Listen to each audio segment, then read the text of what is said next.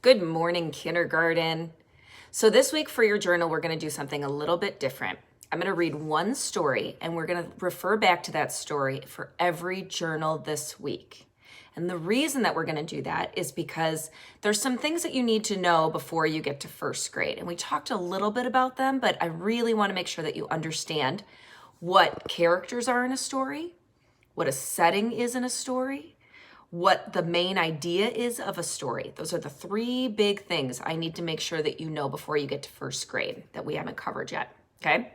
So what are the characters in a story? Well, the characters in a story are the people or the animals that are in a story. Usually they're the ones that are talking. They're the ones that the story is really about. The setting of a story is where it takes place. So does it take place in a park? Does it take place in a house? Does it take place in the ocean? Where is the story happening? The main idea is the most important part in the story. Sometimes that's the problem in the story. What is it really about? There can be other things that are going on, but usually a story has one main idea or main problem, okay? So the story that we're going to work on this week is Peanut Butter and Jellyfish. So be looking for characters, setting, and what is the problem, okay?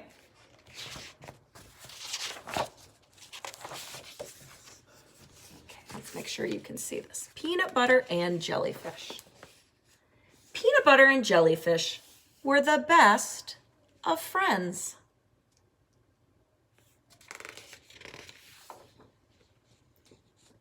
Best of friends who spent their days exploring up, down, and around, and through their grand ocean home.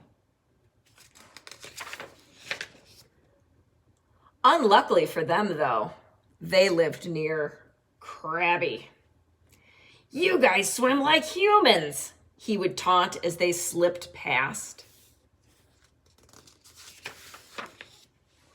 Peanut Butter and Jellyfish did their best to ignore the heckler.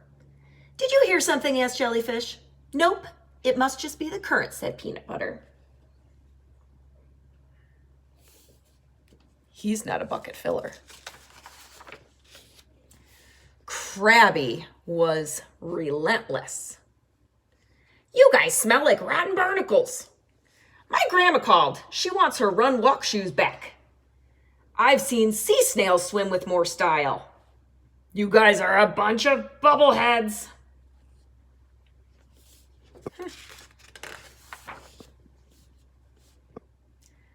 Jellyfish puffed up his chest and said, "Driftwood and sea stones may break our bones, but words will never hurt us." "You're an invertebrate. You don't even have any bones," huffed Krabby as he marched along his favorite rock by himself.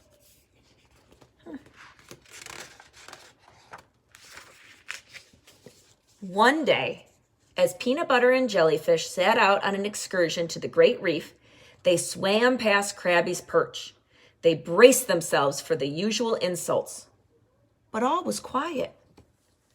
Then they heard the faint sound of sobbing up ahead. It was Krabby. He was caught in a lobster trap, and it was being lifted to the surface. "I'm so scared," he cried. Surely he was doomed.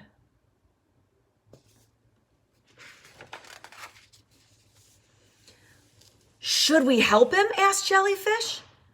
The two friends shared a look. "He is in serious trouble," said Peanut Butter. "You're right. We have to help," exclaimed Jellyfish.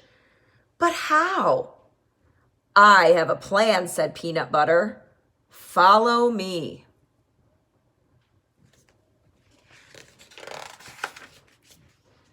They swam up to the lobster trap.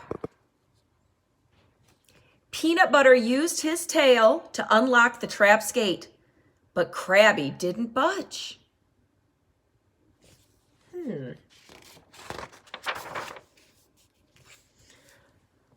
on, you're free, said Peanut Butter.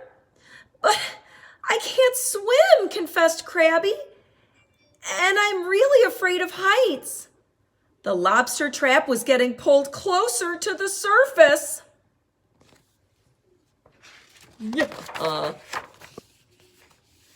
Plan B, exclaimed Jellyfish.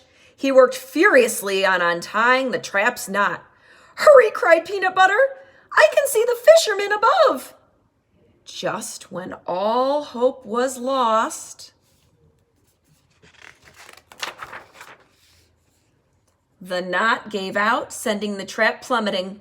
Peanut Butter and Jellyfish grabbed a hold and lowered it to safety. Krabby's legs wobbled as he returned to his favorite rock. Thanks, you too, he stuttered.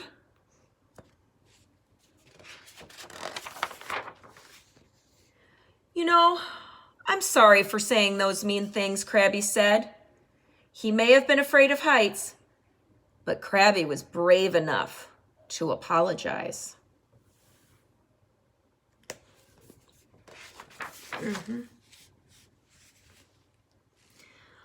I guess I was jealous.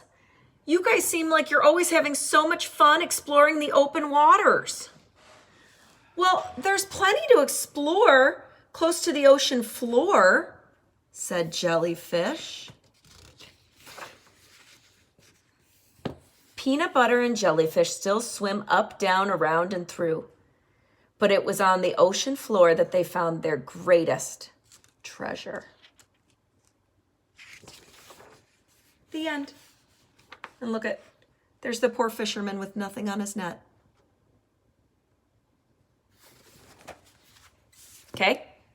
So Monday, you're writing about the characters in the story. Tuesday, you're writing about the setting or the place where the story happens. Wednesday, what's the main idea or the big problem in the story? And then on Thursday, you're going to write, what do you think happens next in the story? I can't wait. Bye, guys.